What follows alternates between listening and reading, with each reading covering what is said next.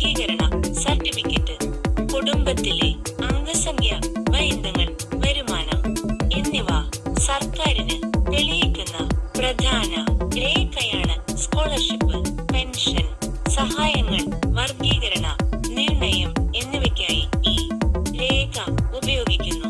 അപേക്ഷിക്കുമ്പോൾ Aadhaar, ration card, വിവാഹ രേഖ, ജനന certificate, കുട്ടികളുടെ ID, വിലാസ രേഖ എല്ലാം സമർപ്പിക്കണം.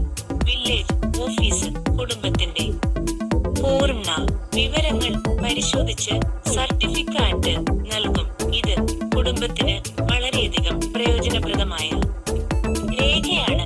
കാരുണ്യ, ഫിനാൻസ്, മീഡിയ എപ്പോഴും ധനകാര്യ ബോധവൽക്കരണം നൽകുന്നു.